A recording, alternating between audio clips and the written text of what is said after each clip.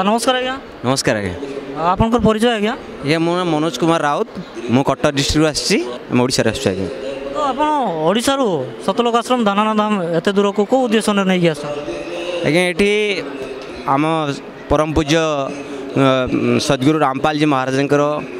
सानिध्य गरीदास जी महाराज 3 दिवसीय अखंड पाठ हो जो अमर ग्रंथ व सूक्ष्म वेदर बाणी जोटा कहुच्छी से पाठ आ सत्संग भंडारा पे आम समस्ते ओडिशा आज्ञा।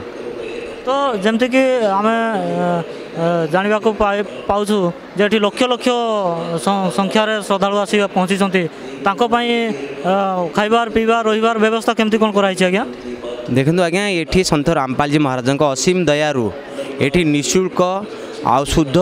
देसी घी रे व्यंजन प्रस्तुत भंडारा चावल दाल सब्जी लड्डूराम विभिन्न प्रकार स्वादिष्ट भोजन व्यवस्था कराई और निःशुल्क रही वास्तविक पद्धति जोटा कि सूक्ष्म वेद प्रमाणित अच्छी माने अन्य जो सन्थ अच्छा भंडारा भोजन अपेक्षा ये सन्त रामपाल जी महाराज जो भोजन भंडारा ये शास्त्र सम्मत केमी ये गरीबदास जी महाराज सूक्ष्म वेद जो अमर ग्रंथर पाठ कराऊँगी ता सहित आमर भोजन भंडार सहित विभिन्न प्रकार परमात्मा समाजर मंगलकारी विचारधारा को अनुसार विभिन्न प्रकार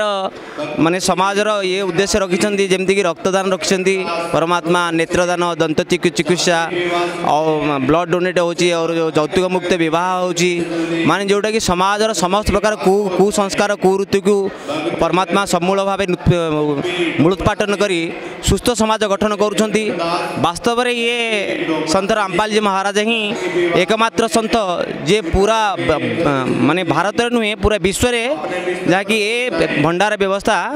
माने विरल माने जो यही केवल वास्तविक पद्धति जोटा कि आमर गरीदास जी महाराज अखंड पाठर 3 दिवसीय विशाल समागमर परिभाषा आज्ञा। तो जो आज आम दर्शक मैंने आपको देखुं आपन कौन कहना चाहिए? आज्ञा देखो आम तो साधारण जड़े जीव हिसाब से आम समस्त को नवेदन करूँ विशेषकर ओडिशावासी को नवेदन करूँ प्रार्थना करूँ जे समस्त ही अमर ग्रंथ बाणीर पाठर लाभ उठातु सत्संग शुणु। सन्त रामपाल जी महाराज आज पूरा विश्व में आज एकमात्र तत्वदर्शी सन्त कहीं तत्वदर्शी सन्त से ही होती जी 4 वेद 6 शास्त्र सबू शास्त्र अनुकूल साधना बा शास्त्र अनुकूल भक्ति बताऊँगी कहीं शास्त्र प्रमाणित अच्छी जो प्रमाण अनुसार से भक्ति विधि बताऊँ एमती कि आउ कौन सन्त ना विश्व में कि से शास्त्र भेद शास्त्र रहस्य सृष्टिर उत्पत्ति सद्गुरु परिचय ये जो जन्म मरण भेद कहीं बतई ना। आज सद्गुरु रामपाल जी महाराज धरती रे आसी मानव समाज बहुत कल्याण कर शास्त्र अनुकूल जो सत मंत्र सत भक्ति लुकायित भाव थिला से आज उजागर कर जन कल्याण समस्त भक्त को सतभक्ति सतमंत्र दे भोजन भंडारा करी आध्यात्मिक वास्तविक भक्ति आध्यात्मिक शक्ति एक्चुअली सद्गुरु रामपाल जी महाराज आज धरती अवतरण होई आज प्रदान करी संसार कल्याण करने आत्मकल्याण करने आसती ओडिशावासी को अनुरोध करी विशेषकर आमर मित्र बंधु परिवार और भाई भौणी जिते अच्छा आपण मान अनुरोध आपण मान निश्चय सद्गुरु रामपाल जी महाराज सत्संग शुणु तत्सहित ज्ञान को थरे मर्मर सहित बुझंतु कहीं वास्तविक रूप से समाज में आम कौन से कार्य करिया पूर्व आम जमी विचार करुचे एक्चुअली भल कोटा ठीक कोटा मंद कोटा सब विषय आम विचार करुचे समाज आज शिक्षित अच्छी सुशिक्षित अच्छी आज आमको भगवान बुद्धि विवेक ज्ञान देते से ज्ञान बल आम आज से ज्ञान को परखी पार आम निजर शास्त्र को गीता भागवत सब बुझीपर बुझी सत्य ज्ञान को बुझा एक्चुअली सद्गुरु किए गुरु प्रणाली पद्धति कौन सद्गुरु केमी आसुँच सत्य त्रेता द्वापर केमी लीला आसी करुँच से वास्तविक ज्ञान को बुझी सद्गुरु रामपाल जी मचरण आसी निजर आत्मकल्याण करूँ एवं मनुष्य जन्मर जो वास्तविक मूलमंत्र और सतभक्ति द्वारा आम समाज रे रही बिना सतभक्ति सतमंत्री माने आम दूरे रहिला परे आमर जो समाज रे जो कष्ट उठाऊचे आम जन्मरण चक्र पड़ी रहीचे सदा सदा आम से जन्म चक्रु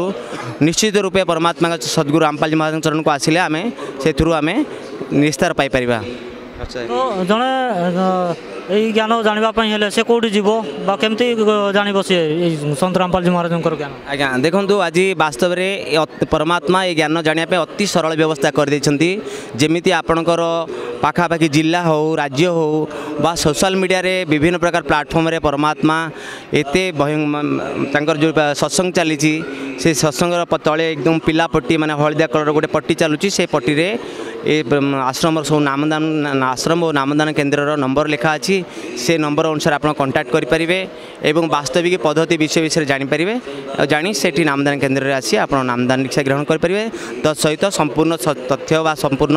सद्ज्ञान विषय किसी जाना चाहिए अधिक जाना चाहिए सत्संगी शुणिकी आप साधना चैनल संध्या 7:30 मिनट साधना चैनल सत्संग आसूँ सत्संग माध्यम आप संपूर्ण जानकारी जानीपारे।